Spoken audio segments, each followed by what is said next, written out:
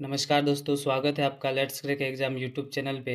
आज है 30 जुलाई और आज देखेंगे हम मोस्ट इम्पोर्टेंट आज के करंट अफेयर। तो फ्रेंड्स, वीडियो को शुरू से लेके आखिरी तक देखिएगा। आज के जो प्रश्न है बहुत ही इम्पोर्टेंट है।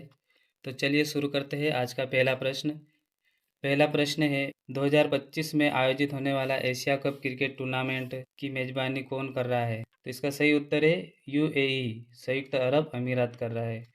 चलिए फ्रेंड्स, पहले बीसीसीआई के बारे में देख लेते हैं। इसका पूरा नाम है board of control for cricket in India. ठीक है। इसकी स्थापना दिसंबर 1928 में होती है। मुख्यालय मुंबई में है। वर्तमान अध्यक्ष है रोजर बिन्नी और वर्तमान सचिव कौन बन गए हैं? देवजीत सेकिया बन गए हैं। तो फ्रेंड्स, ये एशिया कप क्रिकेट टूर्नामेंट होने वाला है T20 के फॉर्मेट में, जो कि संयुक्त अरब अमीरात में किया जाएगा।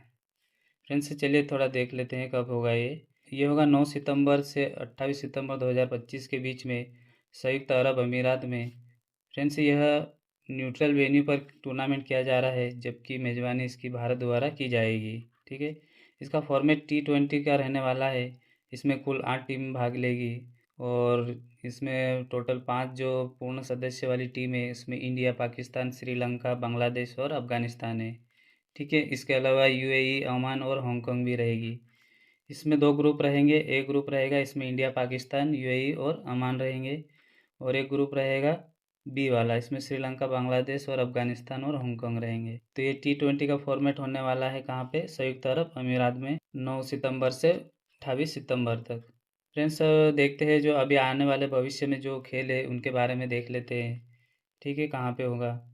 तो फ्रेंड्स, 2026 का जो विंटर ओलंपिक है, ये इटली के मिलान और कार्टिना में होगा।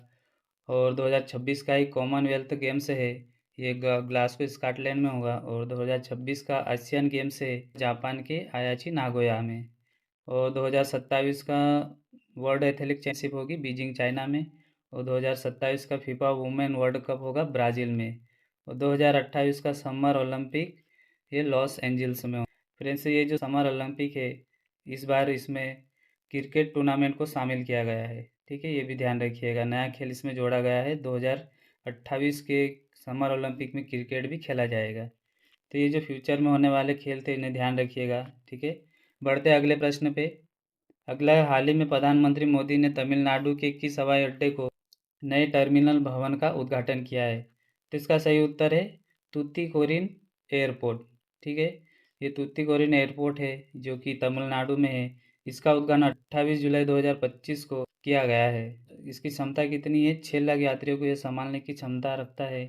और इसकी कुल लागत कितनी है? 4,800 करोड़ रुपए। ठीक है। इसका उद्देश्य क्या है? दक्षिण तमिलनाडु के एयर कनेक्टिविटी को बेहतर करना और क्षेत्रीय व्यापार और पर्यटकों को बढ़ावा देना। तो ये ध्यान रखिएगा कहाँ पे हुआ है? तूतीकोरिन एयरपोर्ट, तमिलनाडु में। फ्रेंड्स, अभी बात है तमिलनाडु की, तो तमिलनाडु के बारे में कुछ स्टैटिक जानकारी देख लेते हैं। ये है हमारा प्यारा भारत, और भारत में ही है साउथ में तमिलनाडु। ठीक है फ्रेंड्स। इसकी राजधानी चेन्नई। यहाँ के मुख्यमंत्री एम स्टालिन और वर्तमान गवर्नर कौन है? RN राव है। और यहाँ के प्रसिद्ध मंदिर में है मीनाक्षी मंदिर, जो कि मुरदुरै में है। और यहाँ का राजकीय पशु है हाथी। राजकीय फूल है ग्लोरियासो। राजकीय पक्षी है एमराल्ड डव। और राजकीय वृक्ष है पाम ट्री। यहाँ का लोक नृत्य कौन सा है? भारतनाट्यम। फ्रेंड्स, लोक नृत्य याद रखिए, यहाँ का भारतनाट्यम है, इम्पोर्टेंट है। तमिलनाडु के GI टैग की बात करें, इसमें कांचीपुरम सिल्क साड़ी है, और तंजावुर की चित्रकला है, और टोंडा की कढ़ाई है। आगे देखते हैं टाइगर रिजर्व। यहाँ मधुमिलाई है, अन्नामलाई और सत्यमंगलम टाइगर रिजर्व है। ठीक है फ्रेंड्स, तो ये तमिलनाडु के बारे में कुछ स्टैटिक जानकारी। अगला प्रश्न है, हाल ही में किसे भारतीय रिजर्व बैंक के केंद्रीय निदेशक मंडल के रूप में नियुक्त किया गया है? तो इसका सही उत्तर है अनुराधा ठाकुर को। ठीक है फ्रेंड्स। तो ये RBI के अभी केंद्रीय निदेशक मंडल नियुक्त किए गए हैं। कौन? अनुराधा ठाकुर। चलिए इनके बारे में कुछ जानकारी देख लेते हैं। फ्रेंड्स, इनकी नियुक्ति केंद्रीय निदेशक मंडल के रूप में 24 जुलाई 2025 को हुई है। इसको कौन सा पद दिया जाएगा? आर्थिक मामलों की सचिव, यानी secretary department of economics affair का डिपार्टमेंट में दिया जाएगा। ठीक है फ्रेंड्स। तो चलिए, अभी नियुक्ति से संबंधित प्रश्न है, तो मैं जो हाल ही में नियुक्तियाँ हुई उनके बारे में पूरा डिटेल में आपको एक बार रिवीजन करवा देता हूँ। पहला है, अशोक गजपति राजू को गोवा का राज्यपाल बनाया गया है। डॉक्टर पूनम गुप्ता को RBI की उप गवर्नर नियुक्त किया गया है, यह हमने देख ही लिया है। आगे देखते हैं मध्य प्रदेश हाई कोर्ट के नए सीजीआई संजय सचदेवा बन गए हैं। पुनीत कुमार गोयल को मणिपुर का मुख्य सचिव नियुक्त किया गया है। अगला संजय कौल को गिफ्ट सिटी का एमडी/सीईओ बनाया गया है। संजय मल्होत्रा को आरबीआई के 26वें गवर्नर नियुक्त किए जा चुके हैं। शक्तिकांत दास को प्रधानमंत्री के द्वितीय प्रधान सचिव नियुक्त किए गए थे। ठीक है फ्रेंड्स ये शक्तिकांत दास पहले आरबीआई के गवर्नर हुआ करते थे। आगे देखते हैं राजेश कुमार सिंह को भारत का रक्षा सचिव नियुक्त किया जा चुका है और डॉक्टर पीयूष सिंह को परगवे का भारतीय राजदूत नियुक्त किया जा चुका है। फ्रेंड्स ये राजदूत के बारे में एग्जाम में पूछ लिया जाता है। ठीक है, तो इसे ध्यान रखिए। राष्ट्रीय वित्तीय रिपोर्टिंग प्राधिकरण का नया अध्यक्ष कौन बन गया है? आलोक कुमार। और सेबी के नए चेयरपर्सन बनी है तुहिन कांता पांडे। और एआरडी के नए चेयरपर्सन बने हैं अजय सेठ। आरबीआई के बारे में जान लेते हैं डिटेल में थोड़ा। आरबीआई, ठीक है, इसकी स्थापना होती है 1 अप्रैल 1935 को। कौन से एक्ट के तहत? Reservation bank of India act. ये 1934 का एक्ट है। ठीक है, इसका हेडक्वार्टर मुंबई में है। और इसका राष्ट्रीयकरण कब किया गया? 1 जनवरी 1949 को। और इसके पहले गवर्नर कौन बने थे? सर ऑसबॉर्न स्मिथ बने थे, ये ब्रिटिशर्स थे। और भारतीय पहले कौन बने? सीडी देशमुख। वर्तमान कौन बन गए हैं? संजय मल्होत्रा बन गए, 26वें नंबर के। और अभी केंद्रीय निदेशक मंडल के रूप में किसे बना दिया गया है? अनुराधा ठाकुर को। ठीक है फ्रेंड्स, ये ध्यान रखिएगा। और अगला अभी इनके अन्य जो डिप्टी गवर्नर है उनको देख लेते हैं। इसमें है माइकल डी पात्रा है और एम राजेश राव है और टी रविशंकर है और पूनम गुप्ता है जो अभी हाल ही में नियुक्ति है। तो फ्रेंड्स आरबीआई के बारे में इम्पोर्टेंट जानकारी है, इसे ध्यान रखिएगा। इसमें 3 लोग अभी हाल ही में नियुक्त हुए हैं। इसमें संजय मल्होत्रा है, ये गवर्नर बने हैं। और अनुराधा ठाकुर ये भी नए निदेशक मंडल बन गए हैं। और पूनम गुप्ता नई डिप्टी गवर्नर बनी है। ठीक है, अगला प्रश्न है, हाल ही में वर्ल्ड जूनियर स्क्वैश चैंपियनशिप 2025 में किस भारतीय महिला खिलाड़ी ने कांस्य पदक जीता है? तो फ्रेंड्स इसका सही उत्तर है अनाहत सिंह ने। फ्रेंड्स ये दिल्ली की रहने वाली है और इन्होंने वर्ल्ड जूनियर स्क्वैश चैंपियनशिप में कांस्य पदक जीता है। फ्रेंड्स ये वर्ल्ड जूनियर स्क्वैश चैंपियनशिप जो 2025 हुआ है, ये रोम इटली में हुआ है। इसमें अनाहत सिंह जो कि मात्र 16 वर्ष की है, इन्होंने महिला एकल में कांस्य पदक जीता है। ये भारत को 15 वर्षों बाद पहली बार जूनियर स्क्वैश में पद मिला है। आगे कुछ इन्होंने अन्य उपलब्धियां भी हासिल की है। इन्होंने 2 गोल्ड मेडल मिले हैं एशियन चैंपियनशिप में और अभी एक ब्रॉन्ज अभी जूनियर स्क्वैश चैंपियनशिप में मिला है। तो ये इनके बारे में ध्यान रखिएगा। बढ़ते अगले प्रश्न पे। अगला है, हाल ही में संसद रत्न पुरस्कार 2024 के लिए चुने गए 17 सांसदों में से सबसे अधिक सांसद किस राज्य से चुने गए हैं? तो फ्रेंड्स इसका सही उत्तर है महाराष्ट्र राज्य।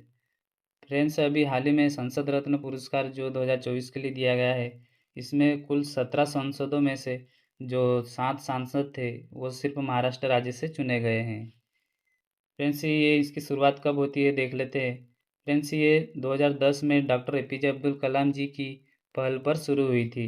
यह पुरस्कार का आयोजन संसद रत्न फाउंडेशन द्वारा किया जाता है। यह वर्ष 2025 में अभी 15वां संस्करण आयोजित हुआ है, जिसका समारोह अभी 26 जुलाई को दिल्ली में हुआ है। इस वर्ष 17 सांसदों को यह पुरस्कार दिया गया है, जिसमें से महाराष्ट्र में सर्वाधिक 7 सांसदों को चयनित किया गया है। यह पुरस्कार का जो चयन संसदीय प्रदर्शन है, इसमें डिबेट और क्वेश्चंस और बिल के आधार पर किया जाता है। ठीक है, इस आधार पर इनको चयन किया जाता है। इसे अक्सर भारतीय संसद का पद्म पुरस्कार भी कहा जाता है।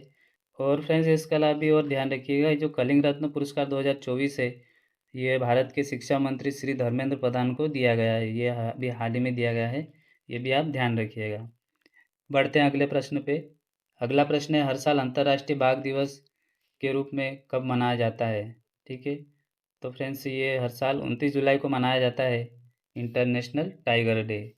चलिए इनके बारे में कुछ डिटेल में देखते हैं।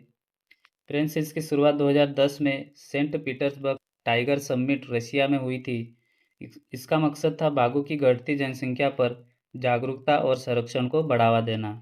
वर्ष 2010 में यह लक्ष्य रखा गया कि 2022 तक बाघों की संख्या दोगुनी करनी है। और भारत 2022 की गणना के अनुसार कुल 3167 बाघ है, जो विश्व की लगभग 75% आबादी का है। यानी 100% में से भारत में 75% बाघ है अभी। और भारत में सबसे ज़्यादा बाघ मध्य प्रदेश में है, जो कि 785 है, इसलिए इसे टाइगर स्टेट भी कहा जाता है। ठीक है फ्रेंड्स। अगला, भारत सरकार का 1973 का टाइगर प्रोजेक्ट शुरू हुआ है, जिनमें जिम कॉर्बेट नेशनल पार्क को सबसे पहला टाइगर रिजर्व बनाया गया है। ठीक है। जो जिम कॉर्बेट नेशनल पार्क है, इसे 1973 में टाइगर रिजर्व बनाया गया था, ये ध्यान रखिएगा।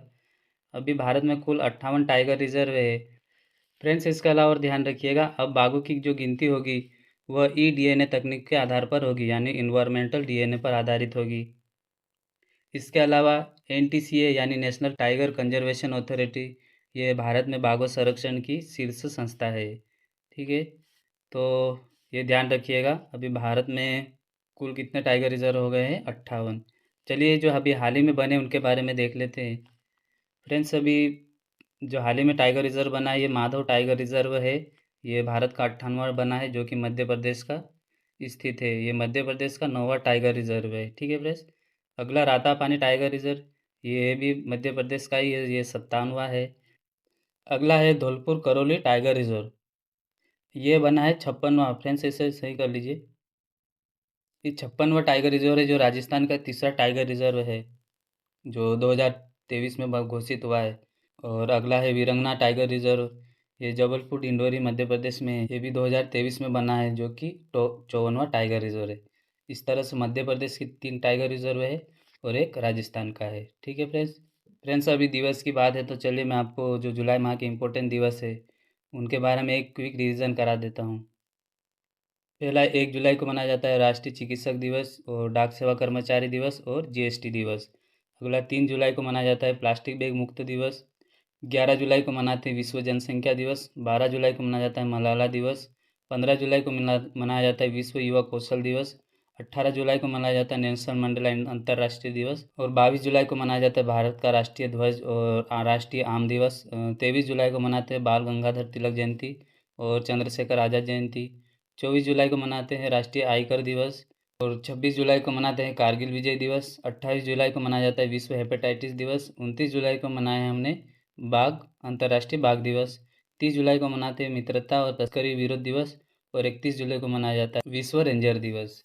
तो फ्रेंड्स, ये जुलाई माह के इम्पोर्टेंट डेज थे। बढ़ते हैं अगले प्रश्न पे।